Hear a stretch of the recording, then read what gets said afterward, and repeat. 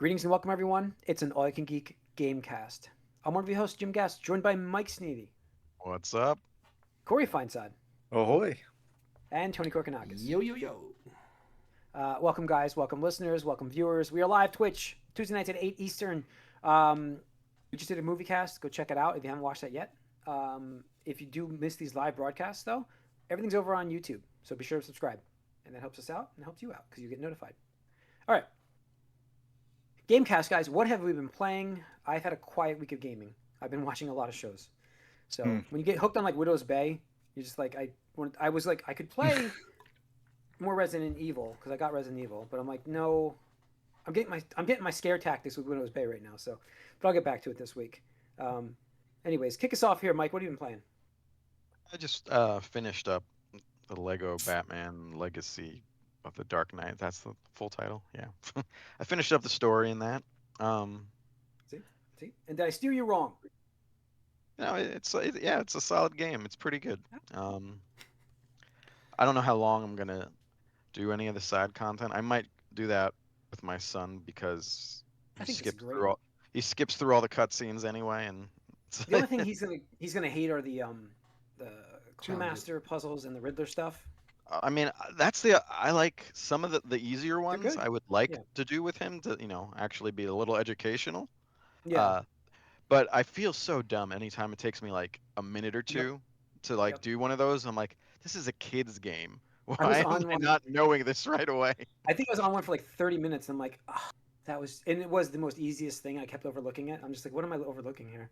So yeah, but yeah, it's good. It's a good game, and it's definitely good for the kids to play too. But it makes me sad because it also like I'm like, oh, I want a real Arkham game so much now, but it makes you want the game. Yeah, I know. No, unfortunately, it's not happening. There is Injustice 3. Blame Warner Brothers. No Injustice 3. Yeah. Yeah. Anyways, anything else, Mike? That's it. No, that's it. Yeah. Tony. We'll see. I think I mentioned it a couple of weeks ago. I played the demo of this game called Lost and Found Company. It was on sale, so I just picked it up. It's just a nice relaxation, like chill, like listen to a podcast, watch a show that I don't need to pay 100% attention to. Where just again, where's Waldo? But a game, like a video game version, just kind of fun.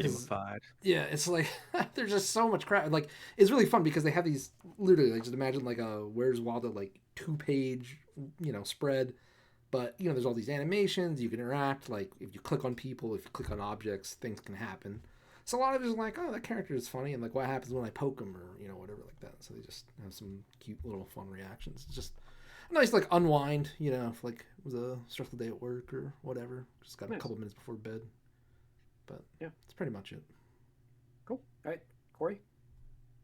No, nothing crazy. Played a couple like rogue light games. That's it. All right. No Borderlands. No Borderlands this week. It's on sale. I was waiting for it. I was tempted this week, but I know I can get it lower.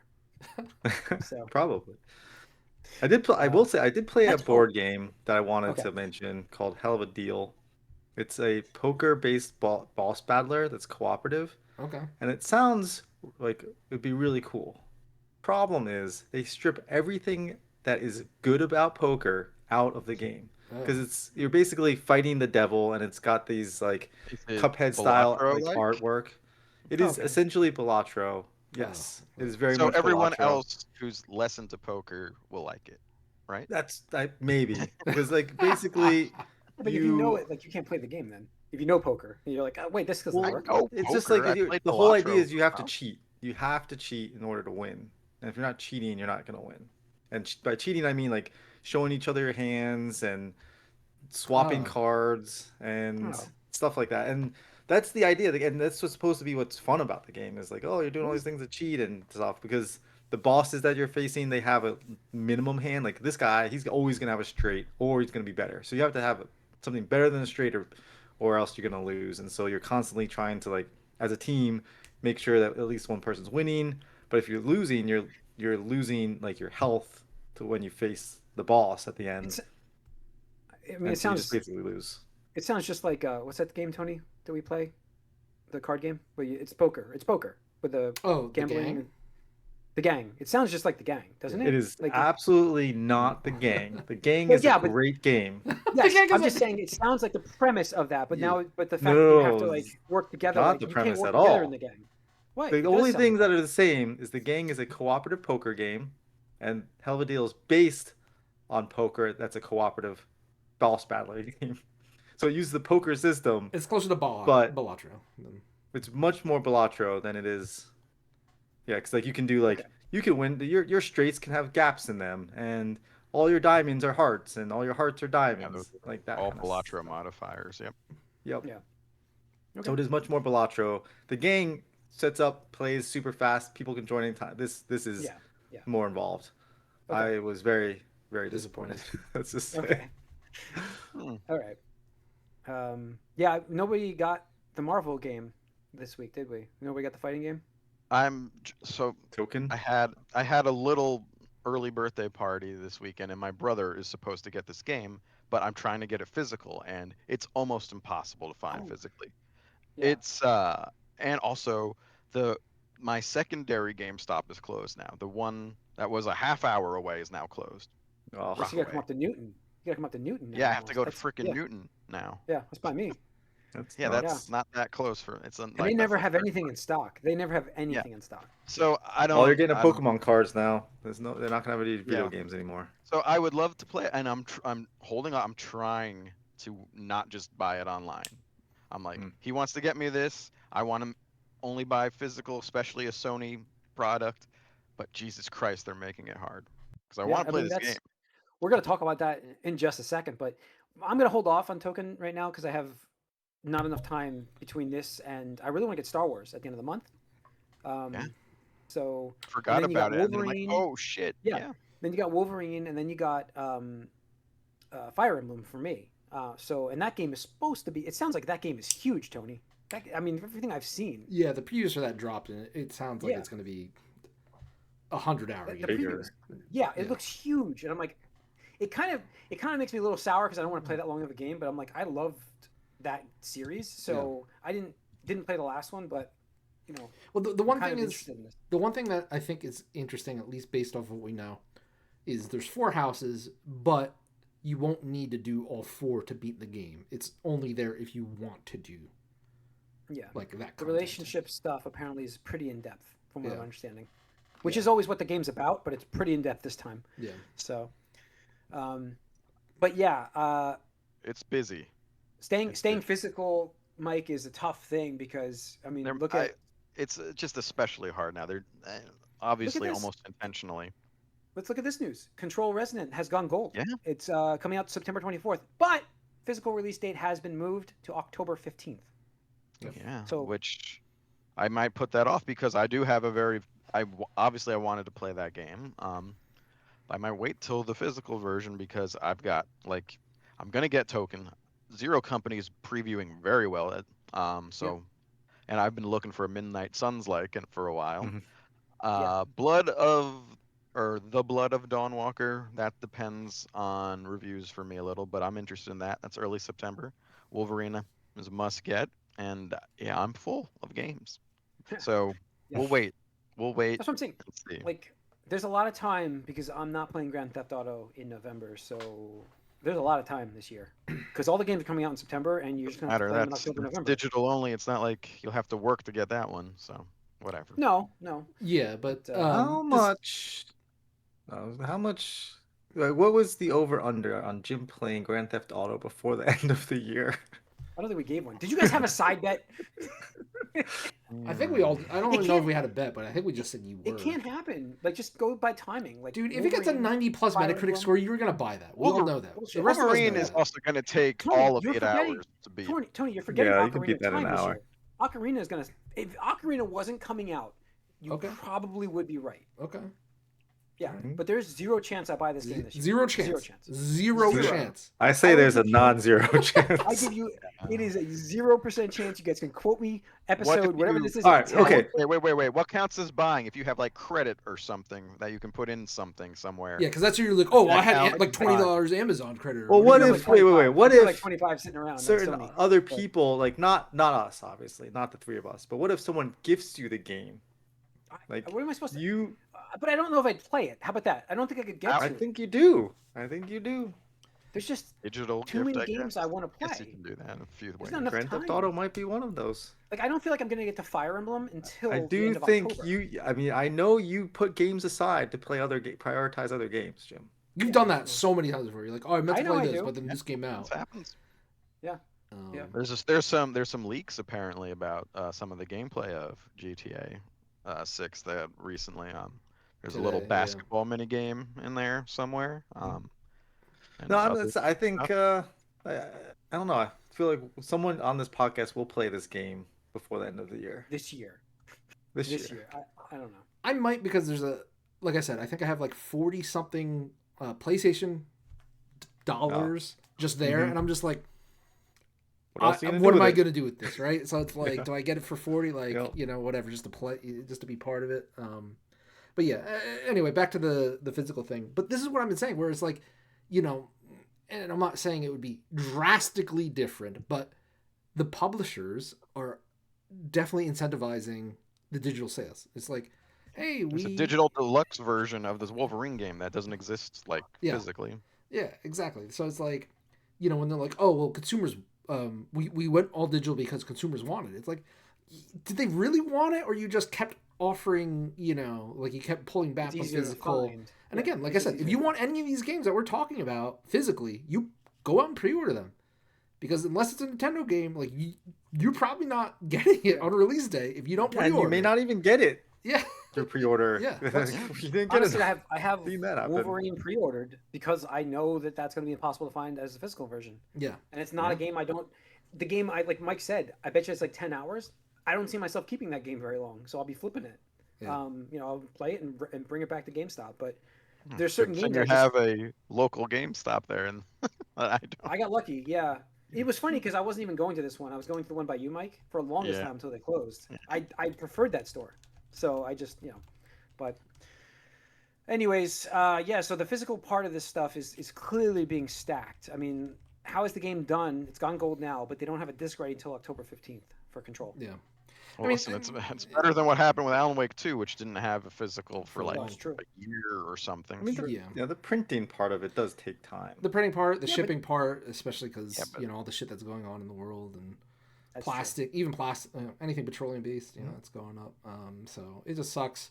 But also, again, going to the math of it, if a publisher, developer needs to be like, hey, we need to make X many $1 million so we don't have to lay off people, you should just sell digital then for the first month, right? Because then you guarantee every title you're selling is going to, make $45 or something like that. And then you can print less too. Exactly. Most of the people that wanted the game got the game. Yeah. So. And you're going to get double dippers then, because it's like, oh, I like that game a lot. Let me get it physically. It'll come with a little doodad or, statue or, art book or something like that. So it's by design, unfortunately, these days. Yeah.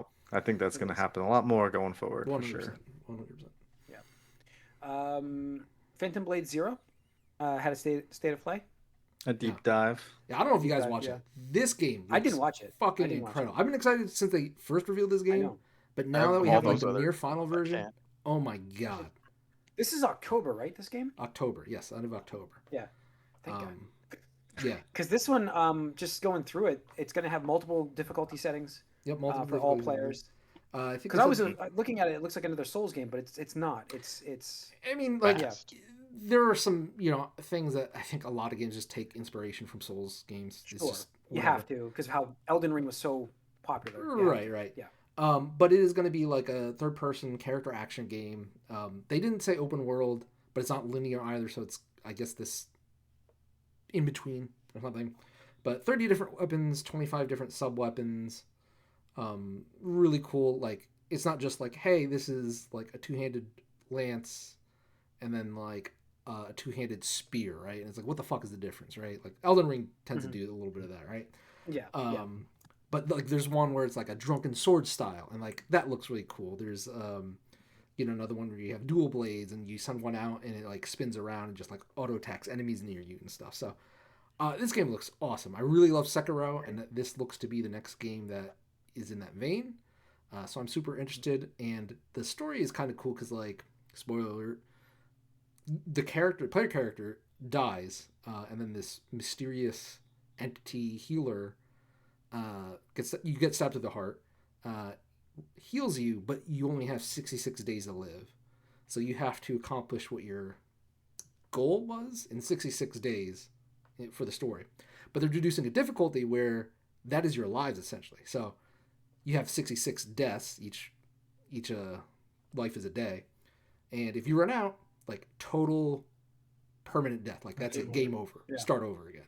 Which I think is pretty cool. Like, that's kind of interesting. I don't know if I would do that, but I like that it's kind of an option there.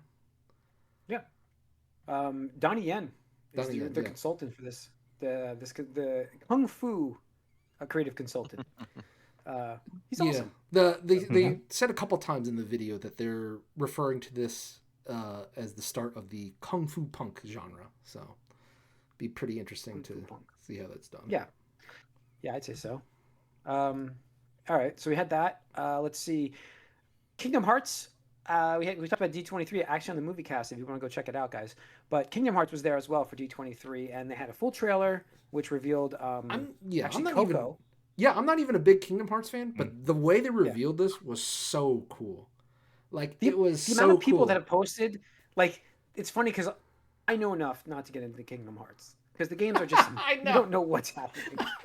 But you see all these posts. Like, if I wanted to play this game, where would I start? And then I just watched this guy's post to try to tell somebody how to start, and I'm like, I can't do this. Yeah. Like, there's just so much. You have to play this game, but not this one, and then you play this order. I'm like, no, but this game does look really good. Like, it looks really good. The fact that they were talking about Coco 2. Yeah. Like all the visuals were there on the presentation and stuff like that, and then it just cuts to Kingdom Hearts 4 gameplay, like, trailer. It's like, wait, what? Like, the graphics are that good now where fake out, it's almost indiscernible between. There's a swap, yeah. You didn't notice it. You couldn't notice it. And yes, that's and the director was there, right? It was the director that was there, I believe, or game. Yeah, they had Nora out there.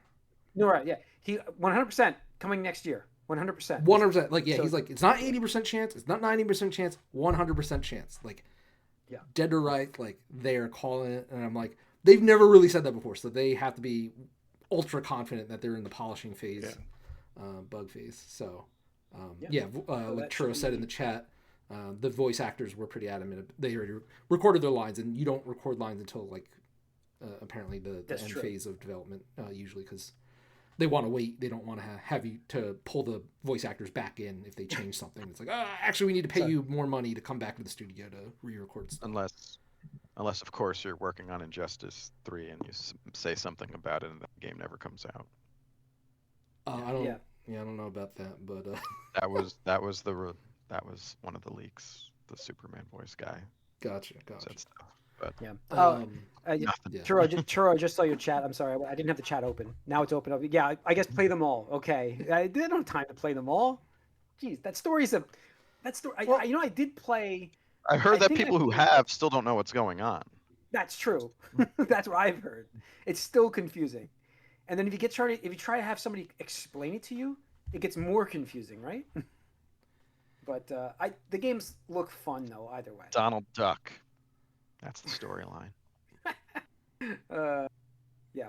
But yeah, super happy for the people that are into it because it's been a long time since 3, and I know even 3 was a little controversial on some fans' ends. And again, just shows that Square Enix, hopefully on an upswing, like Capcom did before the generation started. So hopefully, the rebirth has been good. Yep, rebirth. Let's see. Sony news. More Sony news for the PlayStation 6. They apparently haven't decided exactly when it will be released. I'm not surprised by this. I thought they would still try to get it out next year, but we're looking at 2028, 2029 Never do it. Possibly. Don't do it. I don't know what I don't know what would happen if they delayed it not delay. If they decided to release it in 2028, because there's no signs that this is getting better at all. That's the problem. Yeah. I mean, I was tempted to buy $1,000 machine because it's just recently. I don't need to, but like it was on sale. Like it's got DDR5, 32 gigabytes. 32 gigabytes. Yeah. Is that an investment, Corey? Because you could resell it later and more. I'm just saying, it could be. Like I was tempted to say, hey, this has got DDR. Let's see, is it worth doing right now? Because Yeah, it's pretty crazy. Like, and I don't know how that is going to be much better than this machine that you can buy right now. No, it's that's not. the thing. Yeah, it's not. And I mean, I don't see how the PS6, if it doesn't launch next year, it's already dated. How they can launch in 2028, and like you said, it's a gamble because we don't see the prices coming down. It's not. And then also one of the other things that Reggie revealed actually, and I think his book or something like that. But he said one of the big struggles of the Wii U when they launched it, it was in an election year in the U.S. and advertisement, costs are way more expensive during an election year because, especially around the holiday, leading up to the November launch, because that's when the election is. So. Well, yeah. You're taking a very expensive so much marketing campaign, being like, oh, actually, let's make it even more expensive.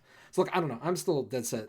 Like, they find a way to do it next year, even if it's just like, hey, 1 million units at launch. That's it for the whole for the rest of that year. Like, what do you think? Yeah, $1,500. That's it. Yeah. Oh man, it's starting to sound like 1,500 might be like a deal. Honestly, that's the sad. I was gonna say, like, if they can't get it to 12, that's game over, man. But like, I even just saw in the news that all the RAM suppliers were saying all the stock for next year is already sold. Like, they won't be able to create anything. It's like, dude, you're spending like $1,000 on DDR5, 32 gigs. It's like, that's $500 right there. Yeah, I know. For that RAM. So it's like half the price. You're getting the rest of the computer, plus a 5060, which is obviously not great, but it's still top of the line right now. Again, as far as like that also has RAM chips in it, which cost money that are getting eaten up. So it's the same idea. I mean, basically the 5060 and the DDR5 RAM is $1,000 right there. Yep. Yeah. Everything else is gravy. Yep. Motherboard, CPU. So it's again. I'm not gonna get I was gonna get ranting again about the sad state of our video game world. Anytime I just think about it, I'm just upset that it's going to die. There's no chance that the Steam Deck might be a deal at some point if it stays at the price it's at. If it stays at the same price. Yeah. Jeez. So I don't know. Their Steam Machine, whatever it's called, yeah. No, it'll get another price hike. Everything's just gonna get another price hike. Oh, Steam Deck's got a gigantic one. I know. It's gonna happen again. I wouldn't be surprised by spring of next year if everything didn't have another price. Like I said, ultra surprised. Like, just it might be this Black Friday. You might want to stock up on some. You know what's crazy is the Switch 2 kiosks at retailers like Target or Walmart, whatever. Like, they're even starting to like warn people like, hey, the price is going up September 1st. Like, if you want it, you should probably get it beforehand. Like, that's is bad. I did see a deal and I was like, oh. Yeah, I saw one like Amazon deal, whatever, $400 for just the system. I was like, damn, like, some people like it's the cheapest it'll probably get. So. Yeah. Okay, and lastly, you just posted this earlier today, Tony. Rise 2 apparently is going to get announced at Gamescom August 25th. Yeah, apparently. Sorry, this is a surprise, people. But I don't think any of us cared about it. Yeah, Nate Drake, whatever his name is,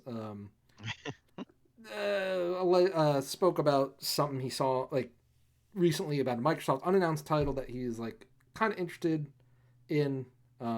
People obviously went super rampant with speculation of high tier AAA franchises. Like, whoa, no, nothing on that level, guys. Like, seriously, do not build up your expectations. And then today finally he's like, yeah, it's a Rise 2. And I'm like, oh, like, yeah, I guess I remember that game. Like, who the hell? Like, what a Kinect game. Random comeback this would be. I don't think it was the Kinect game, but it was like... It was an Xbox One launch game, so... Yeah. It probably had some BS Kinect. It was Kinect. There was a Kinect thing with it. There was. I know Nick had it. And I was watching him do it, and I was like... I just remember there was a little bit of hype for it, and it mostly was disappointing. Yeah, it was exclusive motion control game. It was exclusively made. It was exclusively originally made for the Kinect. I just looked it up. It was the premier game on the Kinect. And then they changed it later on. It's not Google AI, right? It's not AI that's telling you that? No. Okay. But I remember this game. I remember this. No, I remember this game being one of the ones that you were saying how... you're like, oh, it looks are more important than frame rate. This was one of those games that you were touting for it. I remember this as like the Xbox version of The Order. This game ran at like 640p when it launched on the Xbox One. Like it ran super low res. Yeah. So I remember that. And Corey, you might be right because I remember the resolution. You might be right. I may have been complaining because I remember the resolution sticks out in my brain.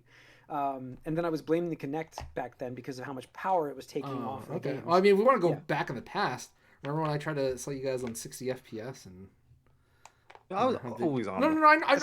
I forget who was. I don't remember somebody was on my side, but I was like, it was me. It was me until I played Tomb Raider. Once I played Tomb Raider, Church of Unlimited Frames, baby. Yeah. Let's go. I was like frame rate. Like when I played Tomb Raider 60 frames, I was like, this game is fantastic. And I tried it then I tried it in the presentation mode, and I'm like, wow, this game is. I can't go back. You can't go back. Yeah. So I remember, like, that's crazy. Back and forth regularly.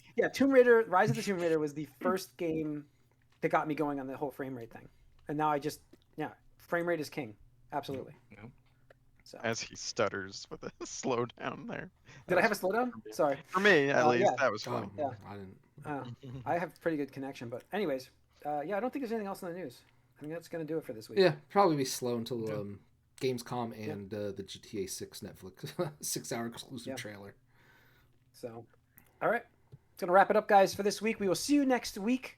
We are out.